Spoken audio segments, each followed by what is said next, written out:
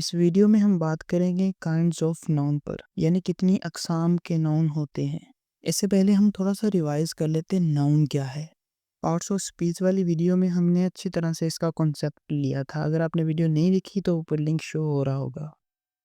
जो नाउन है वो किसी भी चीज़ के नाम को कहते हैं। ऐसे वर्ड्स जो किसी पर्सन, प्लेस और थिंग के नाम को शो करें।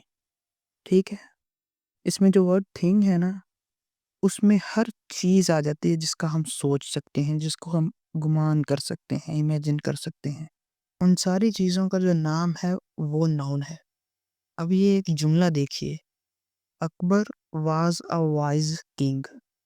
इसमें जो वर्ड अकबर है ना, वो एक पर्टिकुलर किंग का नाम है, एक स्पेसिफिक किंग को रेफर कर रहा है। अगर हम अकबर का नाम सुने तो हमारे ज़हन में आता है हाँ वो किंग। लेकिन अगर हम किंग की सिर्फ बात करें, जो वर्ड किंग है उसको देखें तो हमारे ज़हन में सारे किंग आ जाते हैं। ठीक है, इसमें हुमायूं भी आ गया, अकबर भी आ गया, किंग एल्फ्रेड, रॉबर्ट, ये सारे किंग आ जाते हैं इसमें। तो जो अकबर है इसमें वो एक प्रॉपर नाउन है, एक प्रॉपर एड्रेस दे रहा है उस चीज़ का। और जो वर्ड किंग है वो एक कॉमन नाउन है, क्योंकि वो सभी सभी के लिए इस्तेमाल हो रहा है, सभी को रेफर कर रहा है, एक क्लास को रिप्रेजेंट कर रहा है। इसी तरह सीता जो है एक लड़की का नाम है, इज़ अ प्रॉपर नाउन। और जो गर्ल है वो एक कॉमन नाउन है, क्योंकि जो वर्ड गर्ल है वो सारी लड़कियों के लिए ही आ जाता है। अब मैं अगर कहूँ लड़की, तो कौन सी लड़की भाई? सारी ही लड़कियां हैं, सारियों के नाम आपके जहन में आ जाएंगे। लेकिन मैं अगर एक स्पेसिफिक, एक पर्टिकुलर लड़की का नाम लूँ, सीता, तो हाँ आप कहेंगे यार वो वाली सीता जो हमारी क्लास में पढ़ती है। ठीक है, इसी तरह जो नाम सलमान है वो एक प्रॉपर नाउन है, जबकि जो वर्ड बॉय है यानी लड़का, वो एक कॉमन नाउन है।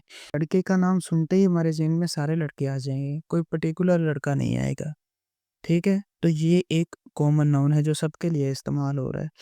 इसी तरह जो सिटी, वर्ड सिटी है, शहर, इसको सुनते ही हमारे ज़हन में सारे शहर आ जाएंगे। लेकिन अगर हम कहें लाहौर, तो हमारे ज़हन में लाहौर ही आएगा, क्योंकि वो एक पर्टिकुलर सिटी का नाम है लाहौर।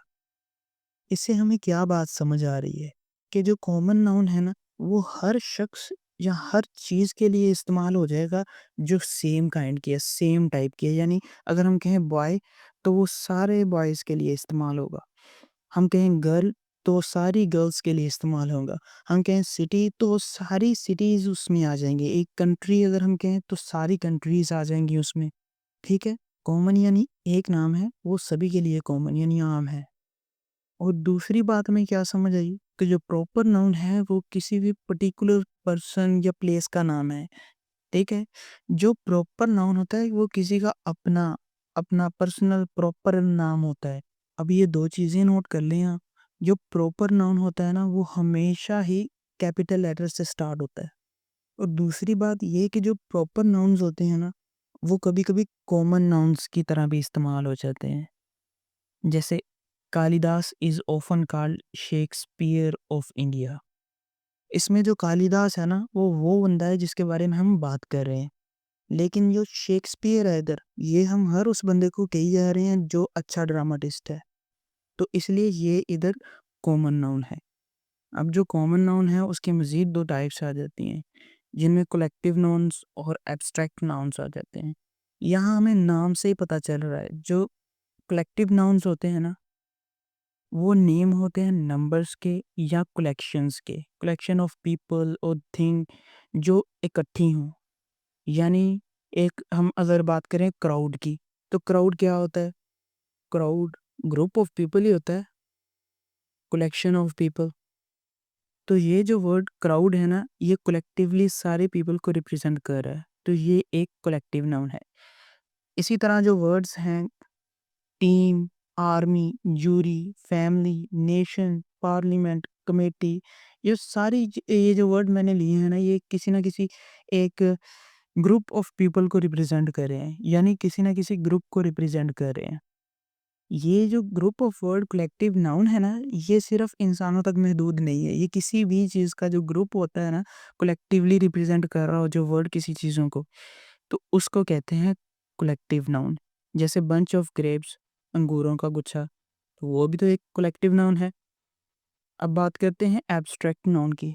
ये नाम होता है किसी भी क्वालिटी, एक्शन या स्टेट का, जो जिस चीज़ से बिलोंग करती है ना उससे अलग मानी जाती है।